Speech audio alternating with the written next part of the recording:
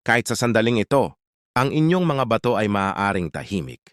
Naapektuhan dahil sa ilang uri ng gulay na araw-araw ninyong kinakain. Magandang araw po. Ako si Dr. May Santos, isang doktor na may 28 taon ng karanasan sa nutrisyon ng mga nakatanda. Noong nakaraang buwan, isang makob na 7 taong gulang na pasyente ang isinugod sa emergency room matapos mawalan ng malay dahil sa acute kidney failure. Isa sa mga posibleng nakaambag na salik ay ang gulay na madalas niyang kainin araw-araw. Sinabi niya, "Doktor, araw-araw ko itong kinakain para maging malusog." Matapos niyang itigil ang 3 gulay na sinabi ko at baguhin ang kanyang paraan ng pagkain sa loob ng 3 buwan, bumalik siya nakapansin-pansin ng pagbuti ng kalagayan. Mas maayos na ang kanyang kidney function. Bumuti ang resulta ng kaniyang dugo at ayon sa kanya, mas mahimbing na rin ang kaniyang tulog sa gabi. May mga pag-aaral mula sa mga institusyong medical tulad ng Harvard Medical School na nagpapakita na sa pagtanda lalo na paglampas ng edad, 6 na nagbabago ang paraan ng pagproseso ng katawan sa ilang uri ng pagkain. Ang ilang gulay na dati madaling natutunaw at napapakinabangan ay maaring mangailangan ng ibang paghahanda o limitasyon sa dami kaya mahalagang maging mas maingat at mas mapanuri. Tingnan ninyo ang inyong refrigerator ngayon din. Maaring naroon ang ilan sa mga gulay na ito. Pagsapit ng edad 6 na, unti-unting humihina ang kakayahan ng atay at bato na magproseso at maglabas ng ilang sangkap sa katawan. Ang mga pagkaing dati, hindi naman problema nung mas bata pa tayo, ay maaaring magdulot ng hindi kanais-nais na epekto kapag nasobrahan o mali ang paghahanda. Kung panonoorin ninyo ang video na ito hanggang sa dulo, mas mauunawaan ninyo kung paano aalagaan ang inyong kalusugan at kung paano makakaiwas sa hindi kinakailangang pagbisita sa ospital. Maasan ba rin kayo mag-comment sa ibaba kung ano-anong gulay ang karaniwan ninyong iniimbak sa refrigerator upang mas mapag-usapan natin ito. Ngayon, pag-uusapan natin ang 3 gulay na kailangang pag-ingatan, lalo na pagsapit ng edadanap. Lalo na ang gulay na babanggitin ko sa ikalawang pwesto. Ito ay maaaring ikagulat ng ilan dahil madalas itong kainin minsan pa ngayong umaga, kaya siguraduhing panoorin ito hanggang sa dulo. Magsimula tayo sa pangatlo, ang sibuyas. Marami ang magtatanong, bakit sibuyas? Hindi ba't mabuti ito sa sirkulasyon ng dugo? Tama po kayo. Sa maraming pagkakataon, may benepisyo ang sibuyas lalo na kapag tama ang paghahanda at tamang dami ang kinokonsumo. Ngunit sa edad na 6 na, pupupatas, maaaring magbago ang reaksyon ng katawan sa ilang sangkap nito tulad ng sulfur compounds. Nung mas bata pa tayo, ang mga sangkap na ito ay nakatutulong sa paglilinis ng mga ugat. Subalit habang tumatanda, maaaring hindi na kasing epesyente ang pagproseso ng atay sa mga ito, lalo na kung madalas at hilaw itong kinakain. May mga ulat at pag-aaral mula sa mga organisasyong gilang problema sa dugo tulad ng hemolytic anemia. Ang hemolytic anemia ay kondisyon kung saan mas mabilis masira ang pulang selula ng dugo kaysa sa kakayahan ng katawan na palitan ang mga ito. Kapag nangyari ito, maaaring makaranas ng panghihina, pagkahilo at hirap sa paghinga. May isang pasyente akong nakausap, si Lolo Jose Cruz, 60 taong gulang mula sa Cebu, dahil nais niyang mapabuti ang kaniyang preson. Araw-araw siyang kumakain ng hiniwang hilaw na sibuyas tuwing umaga. Sabi niya, maganda raw kasi ito sa sirkulasyon. Ngunit makalipas ang ilang buwan, nakaranas siya ng matinding pagkahilo at nahimatay. Sa pagsusuri, napag-alamang mababa ang kanyang red blood cell count. Doktor, araw-araw ko itong kinakain para lumakas, pero hindi ko alam na kailangan palang baguhin ang paraan. Sabi niya, pinayuhan ko siyang ihinto muna ang pagkain ng hilaw na sibuyas. At sa halip ay igisa ito bago kainin. Kapag naluluto, nababawasan ang tapang ng ilang sangkap at mas nagiging banayad ito sa katawan. Makalipas ang 2 buwan, bumalik siya at mas maayos na ang kaniyang pakiramdam. Normal na muli ang kanyang blood test at wala na ang madalas na pagkahilo at pangangapos ng hininga. May mga pag-aaral din mula sa mga universidad tulad ng Stanford na nagpapakita na sa matatanda. Ang labis na pagkain ng hilaw na sibuyas ay maaaring may ugnay sa abnormal na resulta ng ilang blood test. Ang mga sintomas ay kadalasang hindi biglaan. Unti-unti itong nararamdaman. Bahagyang panghihina, kaunting hirap sa paghinga at paminsan-minsang pagkahilo, kadalasan ay napagkakamalang normal na bahagi ng pagtanda. Hindi masama ang sibuyas. Ang mahalaga ay ang tamang paraan ng paghahanda at tamang dami. Para sa mga edad 60 pataas, mas mabuting iwasan ang pagkain nito ng hilaw at siguraduhing ito'y luto o ginigisa. Kapag luto, mas nagiging ligtas at mas madaling iproseso ng katawan ang mga sangkap nito. Lalo na sa mga mahilig isawsaw ang hilaw na sibuyas sa bagong o tuyot suka. Mas mabuting lutuin muna ito bago kainin. Ngunit pangatlo pa lamang iyan, mas nakakagulat ang pangalawa at ang una. Lalo na ang numero 1 dahil ito ang gulay na madalas isinasahog sa sabaw tuwing umaga at maaring makaapekto sa bato kapag nasobrahan. Ang pangalawa ay ang talong. Marami ang nagtatanong, masama ba ang talong? Hindi ba't mayaman ito sa antioxidants? Totoo. May benepisyo ang antioxidants lalo na noong mas bata pa at खिलाफत का तस्करा हो और हजरत उमर का जिक्र ना है नामुमकिन। और जामिया तिर्मिज़ी में हदीस है कि मेरे बाद अगर कोई नबी होता तो उमर होता। दुनिया में ऐसा कोई सेकंड नहीं गुजरता जिसमें दुनिया के किसी कोने में आजान ना दी जा रही। इस सब में हजरत उमर रज़ियल्लाहु अन्हु ने बहुत बड़ा रोल प्ले किया, जिन्होंने सिर्फ कुछ ही सालों में मुसलमानों की इतनी बड़ी एम्पायर बनाई जो उनसे पहले दुनिया में किसी के पास भी नहीं। من الفتى الكريم عمر بن الخطاب। सैयदना उमर जैसा है ही कोई नहीं, तेरा इमाम तो है ही कोई नहीं।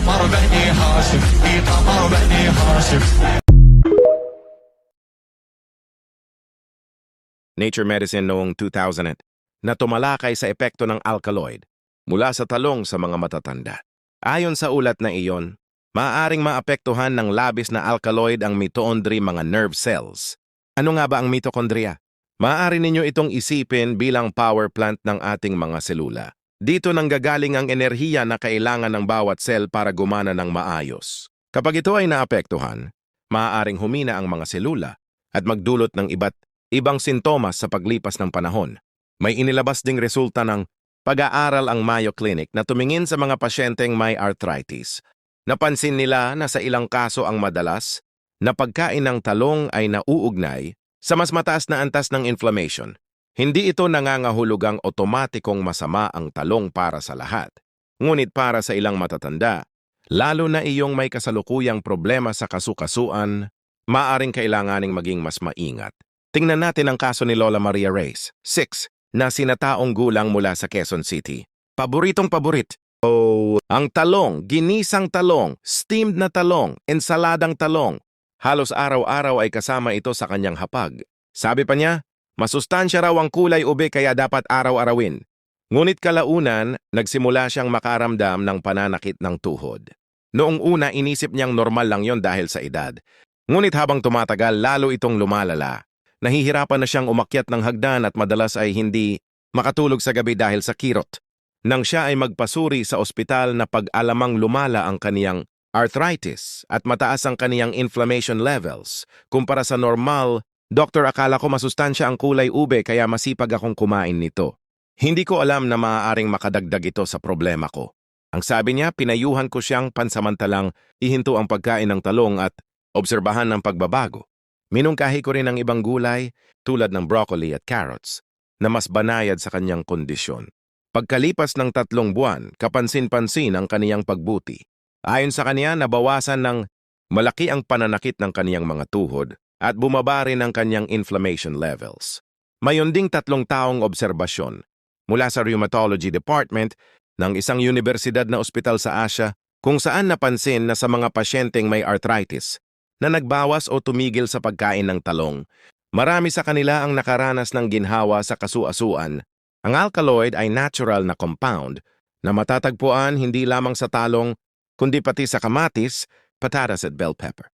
Dahil kabilang sila sa iisang pamilya ng halaman, lahat sila ay may taglay na alkaloid ngunit magkakaiba ang dami. Hindi ito otomatikong mapanganib, subalit sa edad na sex na apo pataas maaaring bumagal ang kakayahan ng katawan na iproseso ang ilang compound kaya mas mainam ang moderation. May mga pag-aaral din na tumitingin sa posibleng epekto ng labis na alkaloid sa cognitive function sa ilang matatanda.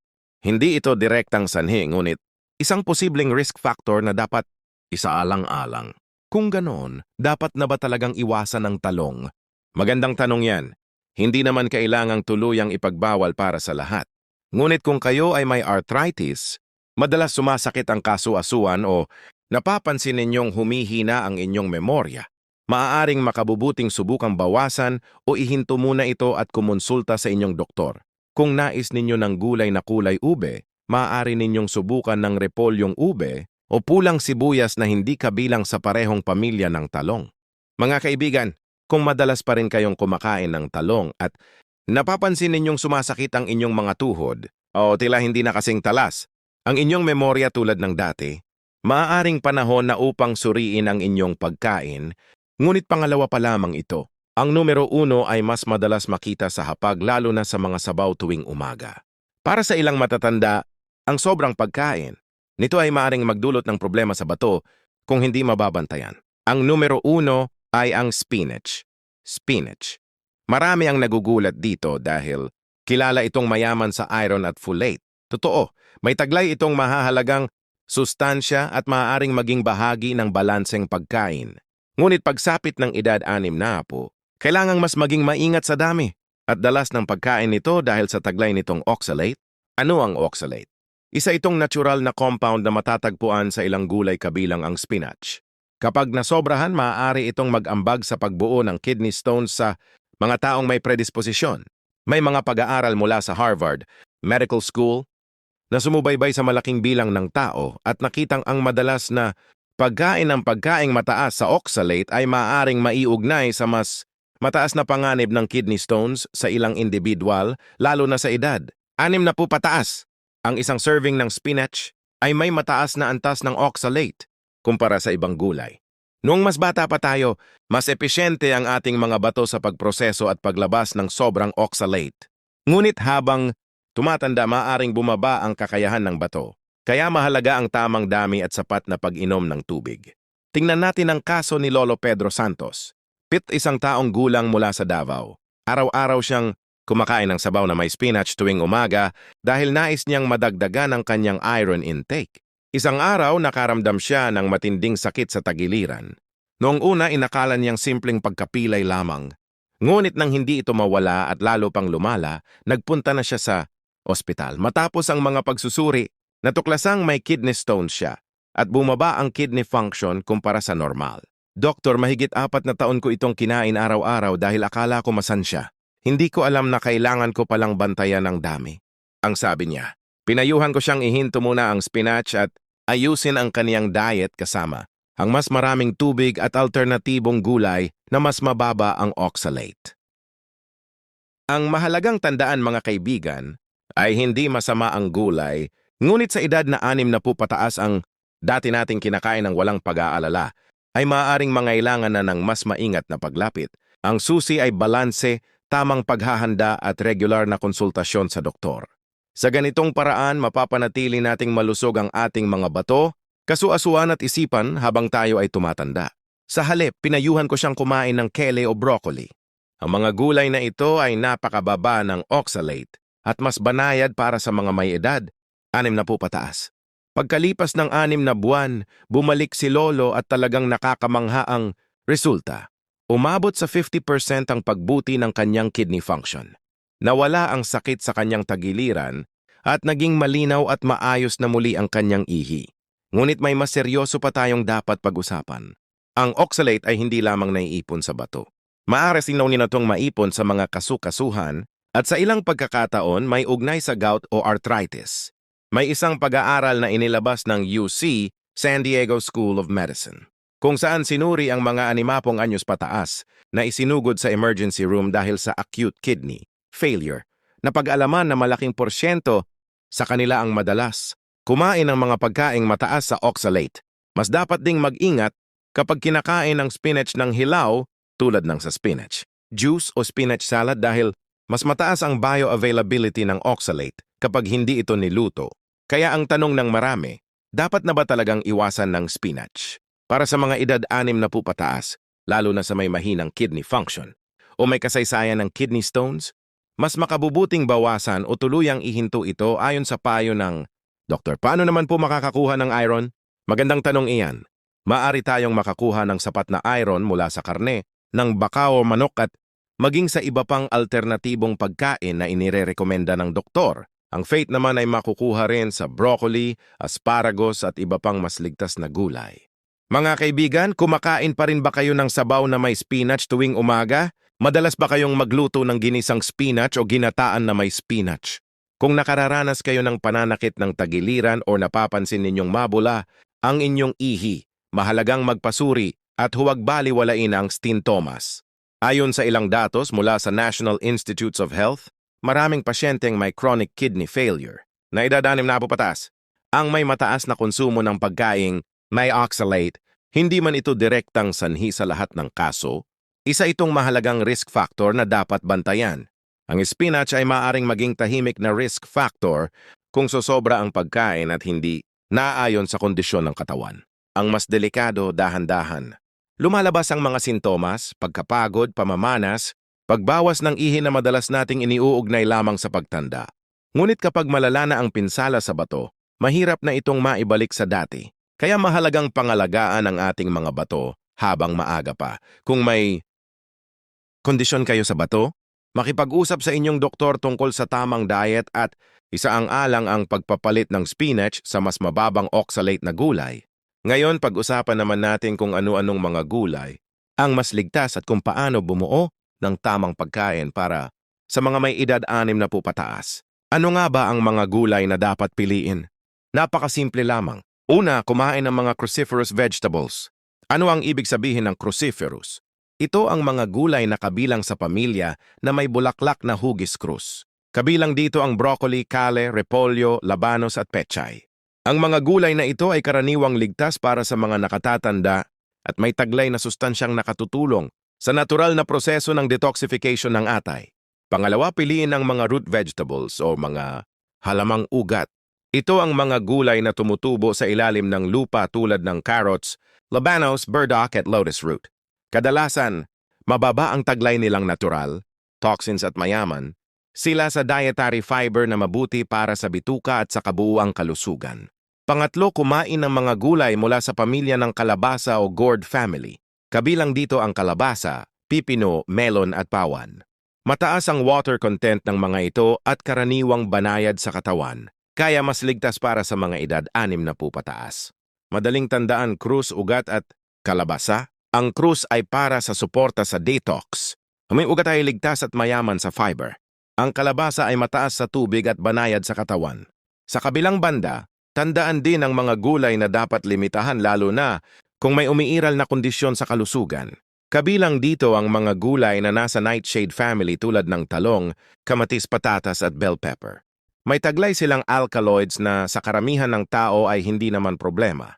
Ngunit sa ilang matatanda, lalo na iyong may arthritis o sensitibo, sa mga compound na ito, maaaring magdulot ng hindi ka nais-nais na reaksyon kapag nasobrahan. Pati po ba kamatis at bell pepper? Hindi naman kinakailangang tuluyang ipagbawal para sa lahat. Ngunit pagsapit ng edad 60 mas makabubuting obserbahan ang sariling reaksyon ng katawan at iwasan ang labis, lalo na kung hilaw itong kinakain at may kasamang sintomas tulad ng pananakit ng kasukasuan. Habang tumatanda, maaaring bumagal ang kakayahan ng katawan na iproseso ang ilang natural compounds tulad ng alkaloids. Sa ilang tao, maaari itong maiugnay sa pananakit ng kasukasuan o iba pang discomfort. Kaya mahalagang maging mapanuri sa pagpili ng pagkain. Kapag namimili kayo, itanong ninyo sa sarili, kabilang ba ang gulay na ito sa krus, ugat o kalabasa? Kung oo, karaniwan nitong ligtas. Kung hindi, lalo na kung kabilang ito sa nightshade family, maaring kailanganin ninyong bawasan o bantayan ang dami. Huwag basta magpapadala sa mga bagong gulay na sinasabing superfood. Alamin muna kung anong pamilya ito nabibilang at kung angkop ito sa inyong kondisyon. Ganito, ang ginawa ni Lolo Pedro Santos. Pinalitan niya ang spinach ng kali at mas bumuti ang kanyang kidney function. Si Lola Maria Rice naman ay itinigil ang talong at mas pinili ang mga root vegetables tulad ng carrots at labanos at malaki. Ang ibinaba ng kanyang arthritis symptoms. Si Lolo Jose Cruz naman ay tumigil sa pagkain ng hilaw na sibuyas at mas piniling kumain ng repolyo at bumalik sa normal ang kanyang blood test results. Mga kaibigan, napakasimple lamang. Tandaan ang krus, ugat at kalabasa. Sa palengke man o grocery, unahin ang mga ito. Sa ganitong paraan, makakakain kayo ng gulay ng mas ligtas kahit sa edad 60 pataas. Ngunit hindi dito nagtatapos ang lahat. Mahalaga rin kung paano ninyo ihahanda at kakainin ang mga ito. Sa edad 6 na po pataas, nagbabago hindi lamang ang dapat kainin kundi pati ang paraan ng pagkain. Depende sa oras ng pagkain at paraan ng pagluluto. Maaaring mas maging kapaki-pakinabang ang isang gulay o kabaliktaran. Ngayong alam na ninyo kung paano pumili ng mas ligtas na gulay, ituturo ko naman kung paano buuin ang tamang pagkain para sa mga may edad 6 na po pataas upang mapanatili ang lakas, malinaw na pag-iisip at maayos na paggana ng mga bato at iba pang mahahalagang bahagi ng katawan. Ang pinakamahalaga sa pagkain ng mga may edad 6 na po pataas ay ang tinatawag na 36 and 6 na rule. Ano ba ang ibig sabihin ng 36 na 6? Ang 3 ay nangangahulugang kumain ng 3 kulay ng gulay araw-araw. Hatiin ninyo ito sa kulay berde, kahel at puti.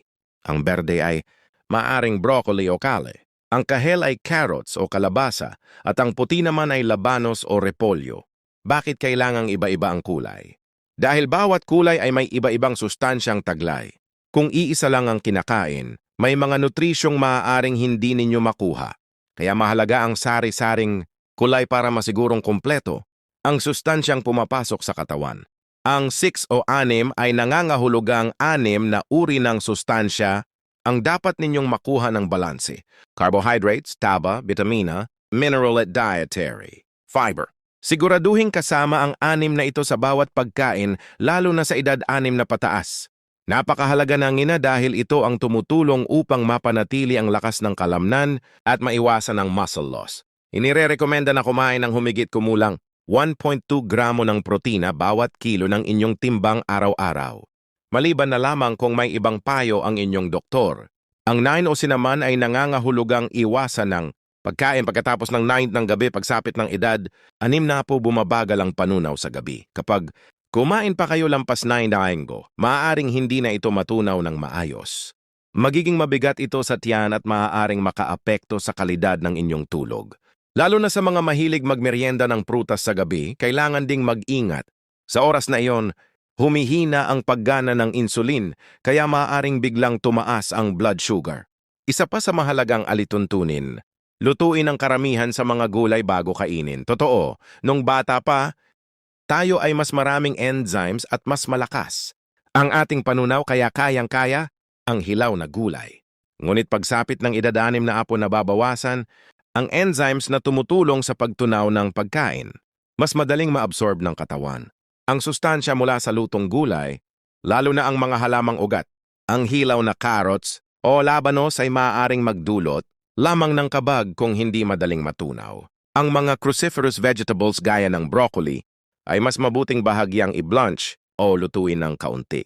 Ang sobrang pagkain ng hilaw na broccoli ay maaaring hindi maging maganda para sa thyroid sa ilang tao.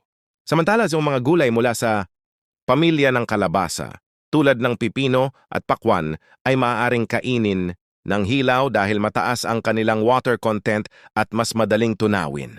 Sa karanasan ko sa mga pasyenteng sumunod sa 36 na po, sinarol marami sa kanila ang nakapansin ng malinaw na pagbabago. Si Lolo Pedro Santos ay ganito ang ginawa sa umaga broccoli at carrots. Sa tanghali kali at kalabasa, sa gabi repolyo at labanos. Hinahati niya ang mga ito ayon sa kulay dahil hindi na rin siya kumakain. Pagkatapos ng 9 ng gabi mas gumanda ang kanyang panunaw at hindi na mabigat sa tiyan ang pakiramdam niya bago matulog. Si Lola Maria Rey naman ay dinagdagan ang kanyang sa bawat pagkain.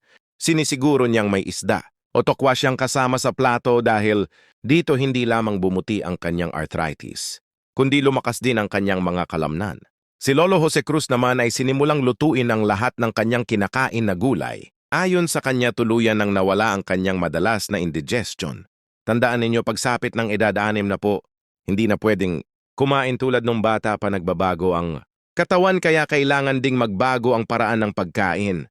Ang 36 na sinarul at ang tamang pagluluto ng gulay ay simpleng hakbang na maaaring magdala ng malaking epekto sa kalusugan.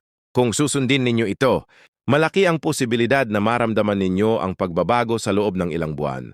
Hindi ito himala kundi resulta ng mas maingat at mas balanseng pagpili ng pagkain.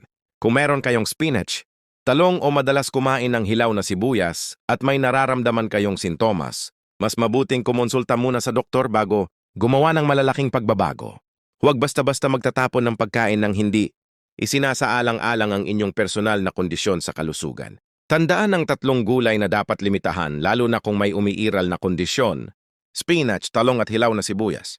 Hindi ito automatikong bawal sa lahat. Ngunit para sa mga edad 6 na po pataas na may problema sa bato, kasukasuan o dugo, mas makabubuting maging maingat.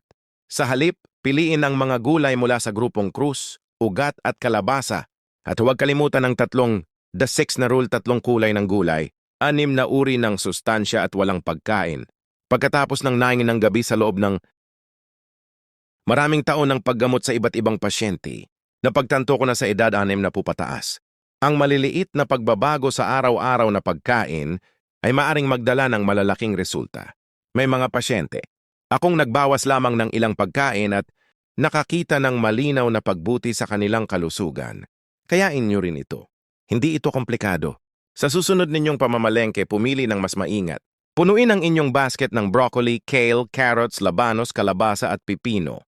Ihanda ang mga ito ng maayos at iwasan ang pagkain sa gabi kung hindi na kinakailangan.